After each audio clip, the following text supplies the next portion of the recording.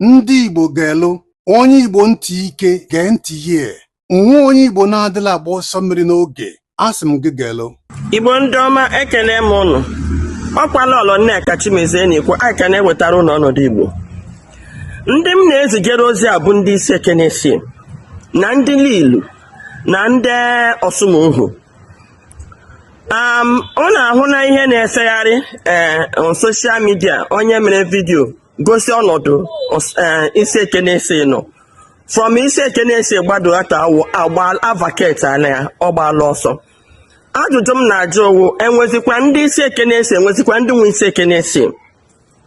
enwezikwa ndị nwe Lilu ya ihe ejide gba nkịtị a na-atụsịsị ndị mmadụ n'ụlọ bikọs ụfọdụ bi Lagos ụfọdụ biri obodo oyibo onye ọcha na dị safe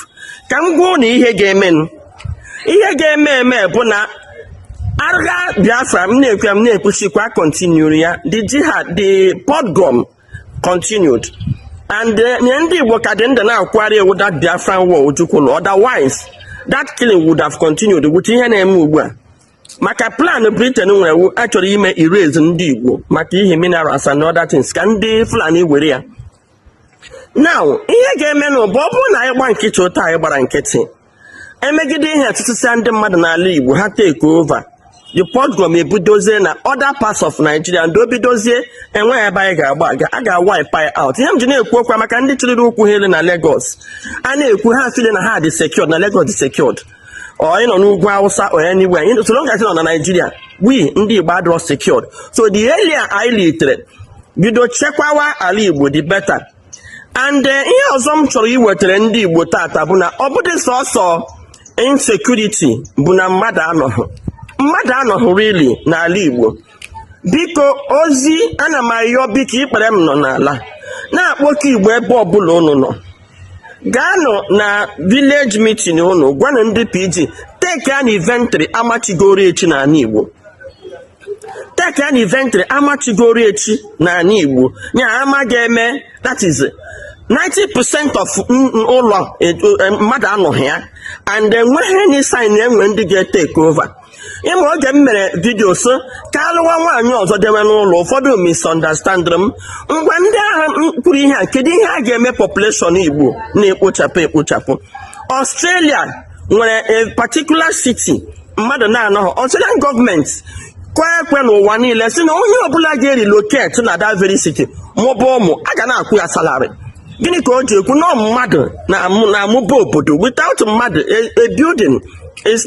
nothing. So ndị Igbo ihe m na-ajụ n'owu na anụ na-anọkọtakwa ndị isi ndị eze ndị PG ndị na-achị obodo na-anọkọtakwa tụgharịa na-ele maka ọnọdụ Igbo kpaa nkata mara ihe a ga-eme ihe obodo ọbụla na-eme ndị China bịala anya hụ na ha na-amụ ụmụ hinne ha atụzi oke onye ọbụla mụnwe otu ụmụ n'ala Igbo ugbu a na mmadụ anọzighị wee suggest ya nwoke lụọ nwaanyị ọzọ debe n'ụlọ ka ọ mụta nwa ya problem ọzọ enwere ugbu a na-awụ ọtụtụ ndị nne na nna m goro ụmụ na Lagos mụọ n'obodo oyibo ebe dị iche iche anwụọna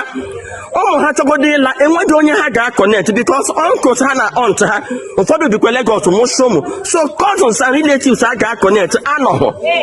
so that is why anyị ji wee sị oke ụmụ nwaanyị a na-ekwe ka di ha lụọ nwaanyị mgbe ahụ debe n'ụlọ mụtawa nwa ugbu a ha nwụọna ụmụ ha kwụzie na Mbaefe ụmụ ha amaghị ụzọ ha chala ụmụ ha enweghị onye ha ga-akọnect ọ ya dị mma nna ya ụmụ nwaanyị especially ka unu review atụmatụ a ntụtara maka ịlụtara di anyị nwaanyị ọzọ dewe n'ụlọ ọkachasị ọtụtụ n'ime anyị bi na-ebighị n'ụlọ bi Lagos so that afọ nke anyị kacha nwụọ ụmụ anyị chọgodo ịla ka ha hụ ndị ha ga-erelate ọ ka anyị cheke enu because ọtụtụ n'ime anyị dị so concern na-agbagharị na-erepọt ihe ndị a ọ bụrụ na anyị achọghị ala Igbo anyị kwuo komkom onye ọbụla hụzi ụzọ kpakwara onwe ya ebe obi nọrọ ọfụma zi ụmụ anyị ụzọ because mụnwa na-ezi ụmụ m ụzọ ịlụ ụlọ mụ agwago di m ya lụta nwaanyị dewe n'ụlọ ma ọ bụrụ na ọ ga-ekwa mụnwa na-achọkwa na ọtụtụ ndị so ka achọra ha nwaanyị ụnụ ọmakwana ịchọta nwaanyị n'ala Igbo ugbu a ị ga-achọta nwaanyị n'ala Igbo ama mmadụ ole m chọrọ ha nwaanyị right now ahụdụ nwaanyị a na-achọtara ha so ọ ka ụnụ mara ha alarming ọ dị ọ ga-awụ ihe ihere n'ala Igbo furu na agbụrụ anyị ndị nna nna anyị ha for years tara afụ lọgụ chekwawa ala Igbo anyị nwa agbụrụ anyị ajụjụ m na-ajụ anyị ewo gịnị ka anyị ga-eji ala Igbo eme? Ndewo ndị be anyị. This our amiable sister, including me and the few other ndị Igbo, nọ na-amalụ gị ekwentị, na-akụrụ gị aka n'ụzọ, na-asị gị nwa onye Igbo tete n'ụla, nwa onye Igbo benite, imechie ntị gị. A woman na-agwa gị bụ nwoke in the last couple of months ka itete n'ụla, but gị bụ nwoke dị busy every Sunday, ị gaba n'ụlọ ụka na-akụ aka na-enye ego. On Monday, ị gaba afịa ga na-eme how much you want pay. Many of you nọ na Facebook akọ inyo, akọ babadash, akọ ka ife na-agbaka moto, na-akọgheri. But ana Igbo na-agba ọkụ, ị na-achụ oke. Ife na-eme na Southern Kaduna and the Benue State, Christian states like ngị bụ onye Igbo, ị chọrọ iji ya wee malụ nkata akpalụ ndị Igbo. Thank God for Nnamdi Kanu. Thank God for IPOB. Thank God for ESN. Otherwise, ana Igbo ka ala bụ a hellfire. Ndị Igbo, ịmalụ nkata ndị ugwu and ndị mba Britain kpalụ gị bụ onye Igbo, ị ga-eburu akpa gị gbafuru ime Nigeria. Continue na-ezuzu agbacha ọsọ agụ maịlụ.